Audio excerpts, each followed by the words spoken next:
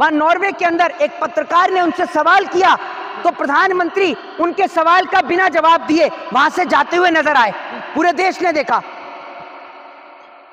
लेकिन वो विदेश नीति की वजह से कहते हैं ना भाई, भारत से बाहर जाएंगे तो विदेश नीति मजबूत। ऐसा है, सुनो मेरी बात सुनो, ये जो आप लोगों की डायरेक्ट सरकार का जूता चाटने की जो आदत है ना, यही आदत की वजह से भारत का स्थान जो प्रेस की स्वतंत्रता में है वो 157 स्थान पर है।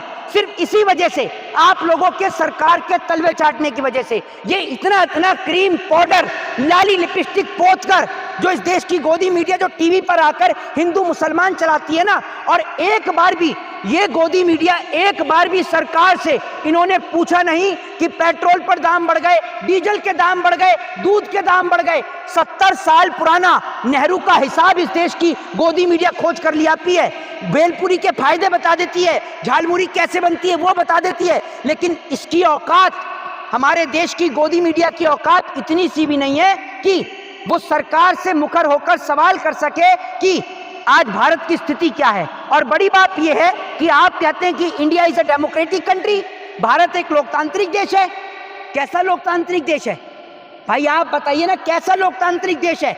ऐसे लोकतांत्रिक देश है जिस देश के अंदर प्रेस को स्वतंत्रता ना हो सरकार से सवाल पूछने की, जिस देश के अंदर पत्रकारों की हत्या हो जाती हो, जिस देश के अंदर सरकार से सवाल पूछने पर पत्रकारों को मार दिया जाता हो, जिस देश के अंदर स्कैम को एक्सपोज करने के चक्कर में पत्रकारों की हत्या हो जाती है, उस देश के अंदर आप कहते हैं कि वो डेमोक्रेटिक कंट्री है, वो लोकतांत्रिक देश है? कैसे लोकतांत्रिक देश है भाई?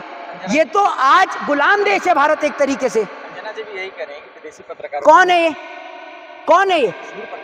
अरे होंगी कोई, इनकी पत्रकारिता मैं तो सुनता नहीं हूं, क्योंकि इनकी पत्रकारिता हिंदू मुसलमान के सिवा, मंदिर और मस्जिद के सिवा कुछ नहीं होती। ये वही पत्रकार हैं जो खड़े होकर झालमुरी के फायदे तो गिना देती हैं, लेकिन एक बार भी सरकार से पूछती हैं कि किस तरीके से पेट्रोल और डीजल के दाम बढ़ रहे हैं, दूध के ऊपर दाम बढ़ रहे हैं, वो पूछा इन्होंने?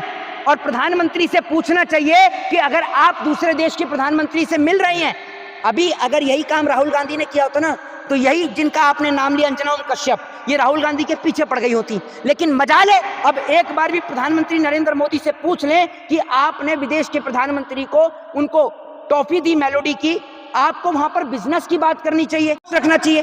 भाई आप मुझे ये बताइए, भारत में ये तो है नहीं कि ये नौटंकीबाज पहले ही प्रधानमंत्री हैं, इससे पहले अन्य प्रधानमंत्री भी भारत में रहे हैं, मनमोहन सिंह रहे हैं, लाल बहादुर शास्त्री रहे हैं, अटल बिहारी वाजपेयी रहे हैं, बहुत सारे तमाम प्रधानमंत्री रहे हैं। कभी किसी प्रधानमंत्री ने इस तरीके की हरकत करी है कि टॉफी वहां पर दे रहे हैं? और कैसे वहां वो शेख यूं ही खड़ा हुआ यूं करके, मोदी जी आ रहे हैं, गले लग रहे हैं। अरे आप अपनी एक गरिमा का ख्याल रखो यार, आप मतलब वल्ला वल्ला हबीबी, जब मर्जी उठ के चल दो, कभी भी किधर भी है, मतलब कोई आपको वो ही नहीं है सेंस ऑफ ह्यूमर, कहीं भी उठ के आप चल देते हो, आपको कोई बुला रहा है?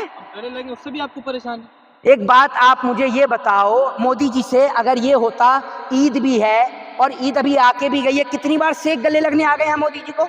बताओ ना आप मुझे एक बात बताओ कि जितनी बार, मैं आपको बता दूं, अगर इतनी बार तो शक्तिमान भी नहीं उड़ा होगा जितनी बार मोदी जी विदेश की यात्रा पर उड़ गए। अंधेरा फिर भी कायम है इस देश में, ये स्थिति है।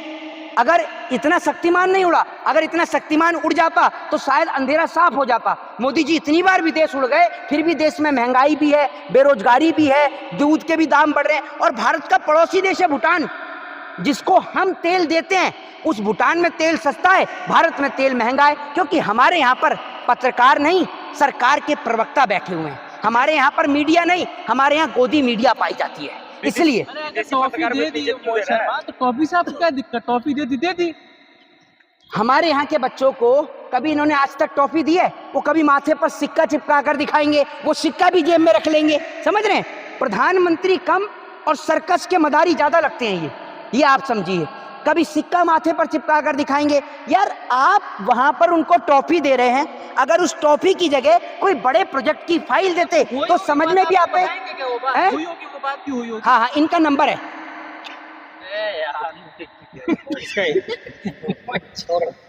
हो गया खत्म।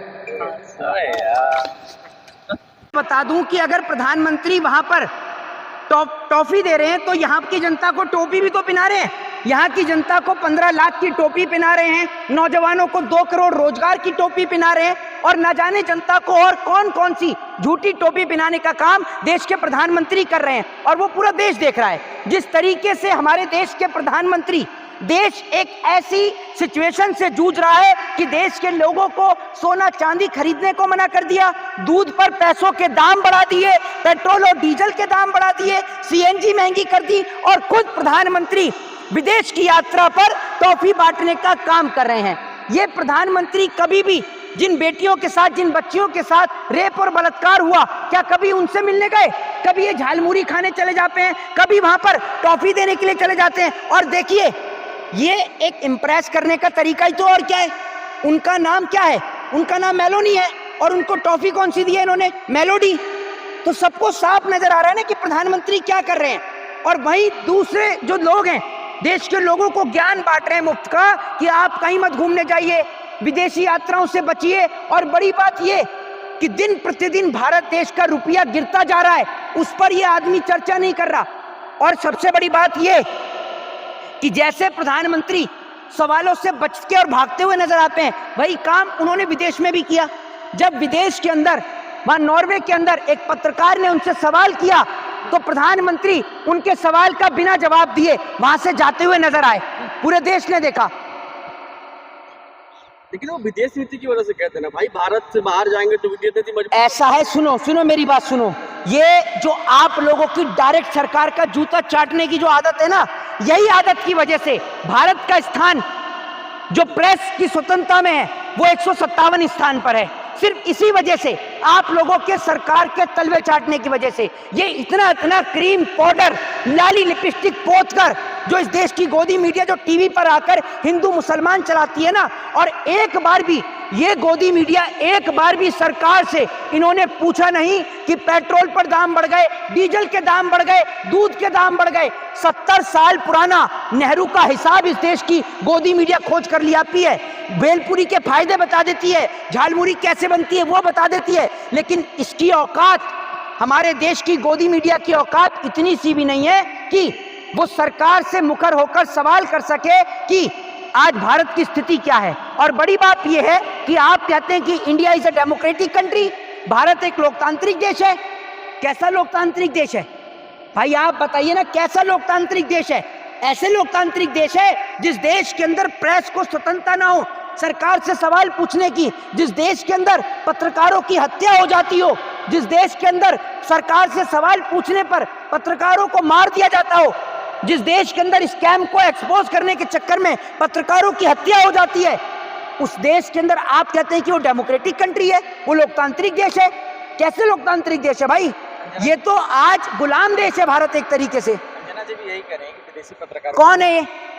कौन है ये? पत्रकार है। अरे होंगी कोई, इनकी पत्रकारिता मैं तो सुनता नहीं हूं, क्योंकि इनकी पत्रकारिता हिंदू मुसलमान के सिवा, मंदिर और मस्जिद के सिवा कुछ नहीं होती। ये वही पत्रकार हैं जो खड़े होकर झालमुरी के फायदे तो गिना देती हैं, लेकिन एक बार भी सरकार से पूछती हैं कि किस तरीके से पेट्रोल और डीजल के दाम बढ़ रहे हैं, दूध के ऊपर दाम बढ़ रहे हैं, वो पूछा इन्होंने? और प्रधानमंत्री से पूछना चाहिए कि अगर आप दूसरे देश के प्रधानमंत्री से मिल रही हैं, अभी अगर यही काम राहुल गांधी ने किया होता ना, तो यही जिनका आपने नाम लिया अंजना कश्यप, ये राहुल गांधी के पीछे पड़ गई होती। लेकिन मजाल है, अब एक बार भी प्रधानमंत्री नरेंद्र मोदी से पूछ लें कि आपने विदेश के प्रधानमंत्री को, उनको टॉफी दी मेलोडी की, आपको वहां पर बिजनेस की बात करनी चाहिए।